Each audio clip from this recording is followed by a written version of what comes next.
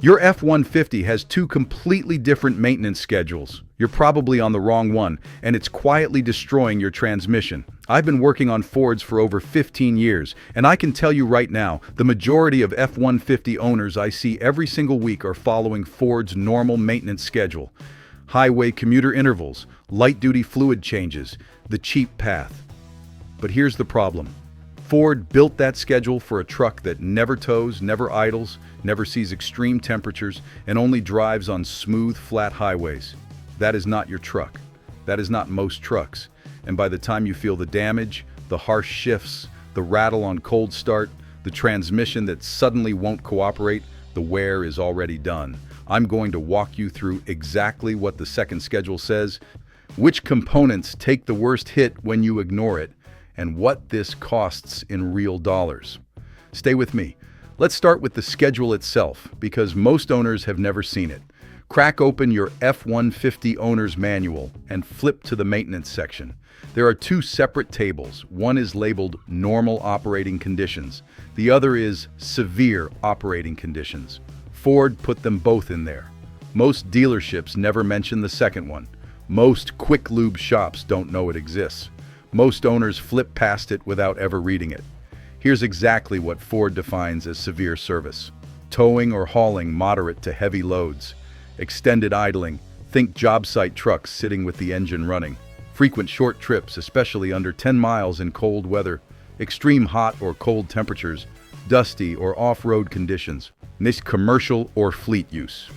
Read that list again. If you tow a trailer, a boat, a camper, that's severe service. If you live somewhere with real winters or real summers, that's severe service. If you run your truck for work and it idles on a job site, that's severe service. If most of your driving is short around town trips where the engine never fully warms up, that is severe service. While this primarily applies to the 3.5-liter EcoBoost, the 2.7-liter and 5.0-liter Coyote have their own service schedule considerations. Industry data puts roughly 4 out of 5 drivers in the severe category. 4 out of 5. And almost none of them know it. The word severe is the problem. It sounds like you're racing it through a mud bog or pulling stumps out of the ground. It doesn't sound like I drive to work and back and tow my boat on weekends, but that's exactly what it means. Ford even uses the word ideal internally to describe what they call normal. Your truck's normal schedule was designed for ideal conditions. Nearly nobody drives in ideal conditions. So what actually changes on the severe schedule? This is where it gets important. Oil changes first. Under normal conditions, Ford's Intelligent Oil Life Monitor typically triggers somewhere between 7,500 and 10,000 miles. On the severe schedule, if you tow, if you do short trips, if you're in an EcoBoost, that number drops to 5,000 miles or less. And here's something most people don't realize about the Oil Life Monitor. It's an algorithm. It's not a sensor that physically tests your oil. It's making an educated guess based on driving patterns. For a truck that does a lot of short trips, fuel dilution thins that oil faster than the monitor accounts for. You can have oil that reads 40% life remaining that is genuinely compromised. We'll come back to why that matters for the engine in a minute, but first, please like and subscribe to help me to 1,000 subscribers. Thanks. Now the transmission.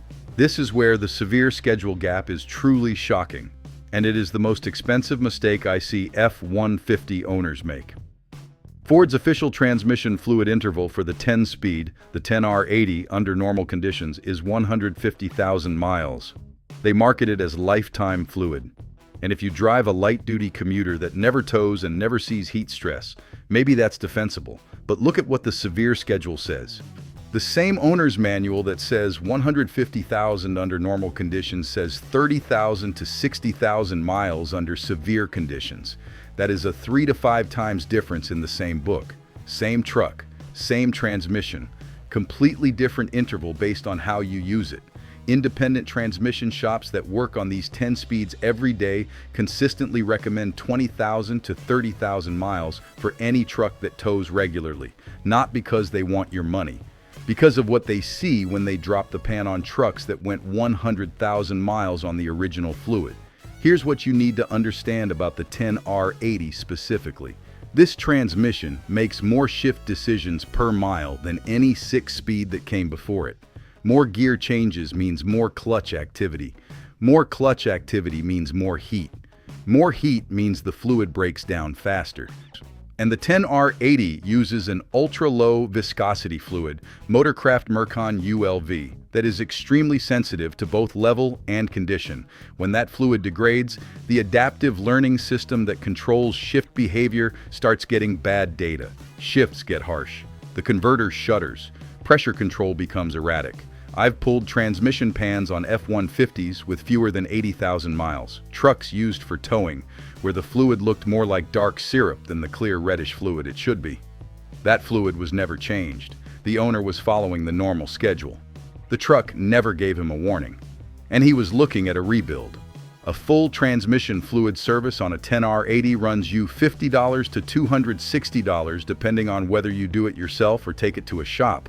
A 10R80 rebuild runs several $1,000s. That is not a typo. The interval difference between the normal and severe schedule is the difference between a $100 maintenance item and a multi-$1,000 repair. Here's where the schedule connects directly to the engine. The 3.5-liter EcoBoost, which is under the hood of a massive percentage of F-150s on the road, has a known cam phaser issue that has affected multiple generations of the engine, most notoriously 2017 through 2020, as shown by Ford's Technical Service Bulletin 21N03. The cam phasers are oil pressure operated. They need fresh oil at proper viscosity to lock the pin at shutdown and build pressure correctly at startup. When oil degrades, from long intervals, from fuel dilution caused by short trips, from the thermal stress that a turbocharged engine puts on its oil, that pressure drops. The pin doesn't lock reliably, and on cold start, the timing chain slaps. That's the sound owners describe as the death rattle. The EcoBoost's turbos run at extreme temperatures. They break down oil significantly faster than a naturally aspirated engine. Short trips, which Ford defines as severe service, cause fuel and moisture to accumulate in the oil, thinning it before the monitor registers any concern. The cam phasers are one of the first components to suffer when oil quality slips, and the damage accumulates silently. No warning light, no code. Just wear. Cam phaser replacement on a 3.5-liter EcoBoost runs $2,500 to $4,000 at an independent shop, or $4,000 to $6,000 at a Ford dealer. Multiple owners replace them 2 and 3 times before high mileage. Mechanics who work on these engines every week say the same thing. Trucks on 5,000-mile oil change intervals have dramatically better outcomes. That is the severe schedule interval. That is what Ford put in their own manual for owners who tow, idle, or do short trips. And finally, the axle and transfer case fluids. Most owners never think about these at all. Under the normal schedule, Ford lists them at 150,000 miles. Under severe towing off-road extreme temps, the transfer case drops to 60,000 miles, and the axles drop to 30,000 miles, 5 times more frequent. If your axles are ever submerged in water, the manual says change the fluid immediately regardless of mileage. These are not glamorous maintenance items. But differential wear and transfer case wear on a neglected severe use truck is another 4-figure repair that the severe schedule is specifically designed to prevent. Here's the bottom line. Ford markets the F-150 on towing capacity, payload, and being built Ford tough. That marketing describes what the truck can physically do.